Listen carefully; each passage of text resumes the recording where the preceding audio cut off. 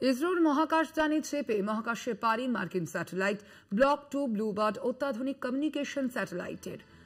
ইসরো নাসার যৌথ উদ্যোগে এই উৎক্ষেপণ নতুন যুগের সূচনা করবে বলেই মনে করা হচ্ছে। অন্যদিকে মৃত অর্থনীতির দেশের হাত ধরেই মহাকাশে পারি মার্কিন স্যাটেলাইটের, যা নিয়ে ইতিমধ্যেই আমরা দেখতে পাচ্ছি বিশ্লেষক মহল তারা কিন্তু বিভিন্ন ক্ষেত্রে একাধিক প্রশ্ন তুলছেন।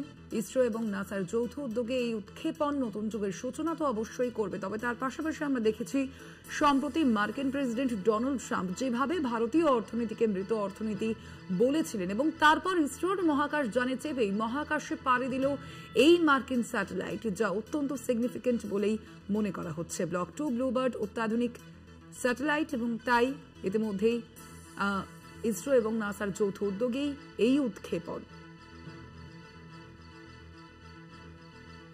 সম্প্রতি আমরা দেখেছি ইতিমধ্যে শুল্ক নীতি নিয়ে যেভাবে পারদ চড়ছে মার্কিন যুক্তরাষ্ট্র এবং ভারতের মধ্যে, এবং সেই আবহে মৃত অর্থনীতির কথা বলেছিলেন তিনি। ডোনাল্ড ট্রাম্প ভারতের অর্থনীতিকে মৃত অর্থনীতি বলে মন্তব্য করেছিলেন এবং তার পরবর্তীতেই মৃত অর্থনীতির দেশে হাত ধরেই মহাকাশে পাড়ি এই মার্কিন স্যাটেলাইটের। আমরা কথা বলবো নিয়ে, আমাদের সঙ্গে ফোন লাইনে রয়েছেন প্রতিনিধি দুর্গাদাস বন্দ্যোপাধ্যায়। দুর্গাদা, মৃত অর্থনীতি বলে উল্লেখ করেছিলেন ভারতকে ডোনাল্ড ট্রাম্প এবং তারপরেই একেবারে সেই দেশের হাত ধরেই মহাকাশে পাড়ি মার্কিন স্যাটেলাইটের, কতটা তাৎপর্যপূর্ণ? মার্কিন প্রেসিডেন্ট ডোনাল্ড ট্রাম্প কিছুদিন আগেই ভারতবর্ষকে মৃত অর্থনীতির দেশ হিসাবে মন্তব্য করেছিলেন এবং তারপর থেকে প্রায় 50% স্যাংশন চাপানো থেকে শুরু করে একাধিক বিরুদ্ধ পদক্ষেপ নিয়ে চলেছেন ভারতবর্ষের বিরুদ্ধে। কিন্তু তিনি যে কথা বলছেন আর তার কথা এবং কাজের সঙ্গে যে মিল নেই বা থাকাটাই যে স্বাভাবিক নয়, সেটাই আবার উঠে এলো। তার কারণ হচ্ছে এই মৃত অর্থনীতির দেশের ইসরোকে আজ থেকে 1963 সালে তিনি এই যখন ভারত মহাকাশ গবেষণার বিষয়টা নিয়ে তারা প্রস্তুতি নিচ্ছিল, সেই সময় হাতির খোরাক হিসাবে মার্কিন যুক্তরাষ্ট্র একটা মডেল ছোট আকারের মহাকাশযান উপহার দিয়েছিল।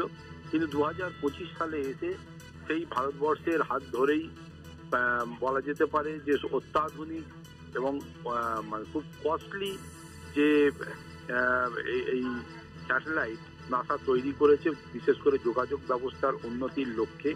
প্রায় 12 Mbps ক্ষমতা সম্পন্ন এবং যোগাযোগ ব্যবস্থা, বিশেষ করে মোবাইল ফোন, সেলফোন থেকে স্মার্টফোন, তাদের